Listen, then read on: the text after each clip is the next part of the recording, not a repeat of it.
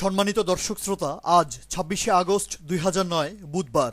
বাংলাদেশের জাতীয় সংবাদ মাধ্যমসমূহে প্রকাশিত সংবাদসমূহের উল্লেখযোগ্য অংশ নিয়ে সম্পাদিত অ্যানালগ নিউজ রুমে স্বাগতম। ঢাকা বিশ্ববিদ্যালয় এবং চট্টগ্রাম বিশ্ববিদ্যালয় ক্যাম্পাসে শিক্ষকদেরকে লাঞ্ছিত করা সহ বিভিন্ন সন্ত্রাসী কর্মকাণ্ডে জড়িত উভয় বিশ্ববিদ্যালয়ের মোট ১৩ জন ছাত্রলীগ নেতাকর্মীকে বিশ্ববিদ্যালয় কর্তৃপক্ষ বিভিন্ন মেয়াদে বহিষ্কার করার খবরের পাশাপাশি কৃষি বিশ্ববিদ্যালয়ে শিক্ষকদের উপর হামলাকারী ১২ জন ছাত্রলীগ নেতাকর্মীকে শোকজ করার সংবাদ প্রকাশিত হয়েছে দৈনিক আমাদের সময়, যুগান্তর, নয়াদিগন্ত, আমার দেশ, প্রথম আলো এবং মানবজমিন পত্রিকায়। ইতিপূর্বে একাধিক শিক্ষা প্রতিষ্ঠানে সহিংসতায় জড়িত ছাত্রলীগ নেতাকর্মীদের লোক দেখানো বহিষ্কারাদেশ আওয়ামী লীগ সমর্থক বিশ্ববিদ্যালয় প্রশাসন অল্প কদিনের ব্যবধানে প্রত্যাহার করে নেয়ার কারণে নতুন করে ছাত্রলীগ নেতাদের বহিষ্কারাদেশের ঘটনাকে সাধারণ ছাত্রছাত্রীরা বিশ্ববিদ্যালয় প্রশাসনের প্রহসন হিসেবে আখ্যায়িত করার খবর ছেপেছে পত্রিকাগুলো। আওয়ামী যুবলীগ ক্যাডাররা লক্ষ্মীপুর সদরে ২ জন বিএনপি নেতার উপর হামলা করে মারাত্মক আহত করার সংবাদ, ময়মনসিংহের গৌরীপুরে বিএনপি কর্মীর বাড়িতে চাঁদার দাবিতে হামলা, ভাঙচুর ও লুটপাট করার খবর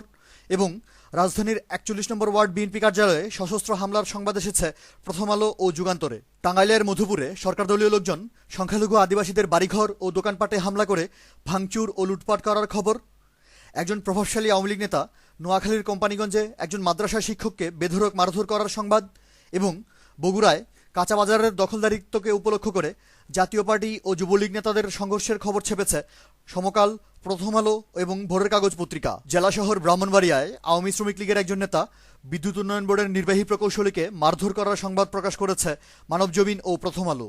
স্থানীয় আওয়ামী লীগ সভাপতির নেতৃত্বে তার লোকজন কুমিল্লার ১৪ গ্রামে একজন সাধারণ ব্যবসায়ীর ৬টি দোকানে ভাঙচুর ও লুটপাট শেষে জোরপূর্বক দখল করে নেয়ার খবর। ঝিনাইদহের শৈলকুপায় আওয়ামী লীগ নেতা হত্যাকারী একজন তালিকাভুক্ত শীর্ষ সন্ত্রাসীকে সরকারদলীয় লোকজন সংবর্ধনা দেওয়ার বিস্ময়কর সংবাদ এবং পরিবেশ অধিদপ্তরের অনুমতি না নিয়েই ব্রাহ্মণবাড়িয়া সদরে একজন আওয়ামী লীগ নেতা লোকালয়ে ইটের ভাটা নির্মাণ করার ফলে মারাত্মক পরিবেশ বিপর্যয়ের খবর প্রকাশ করেছে প্রথম আলো ও আমার দেশ পত্রিকা।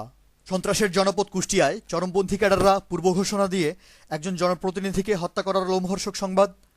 রাজধানীতে আশঙ্কাজনক হারে সন্ত্রাসী কর্মকাণ্ড বেড়ে যাওয়ার উপর একটি প্রতিবেদন।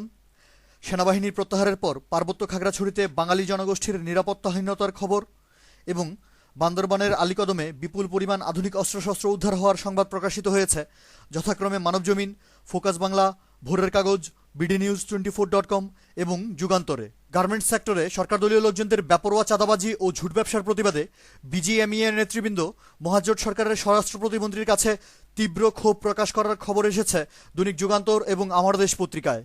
রাজধানী ঢাকা, সন্ত্রাসের জনপদ ফেনী, দক্ষিণাঞ্চলীয় জেলা ভোলাসহ সারা দেশে সাধারণ ঠিকাদারদেরকে জিম্মি করে আওয়ামী লীগ ও এর অঙ্গ সংগঠনের নেতাকর্মীদের বেপরোয়া টেন্ডারবাজির উপর পৃথক পৃথক প্রতিবেদন ছেপেছে প্রথম আলো, আমার দেশ, যুগান্তর এবং নয়াদিগন্ত।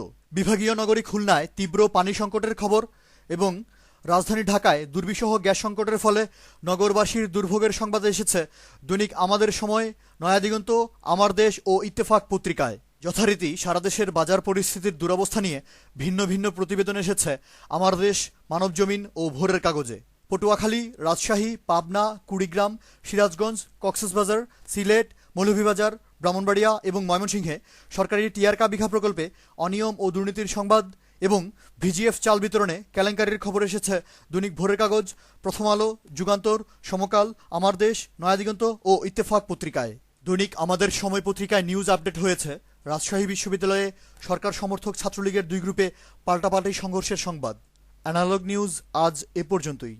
আমাদের পরবর্তী নিউজ শোনার আমন্ত্রণ জানিয়ে আজকের মতো বিদায়। ধন্যবাদ।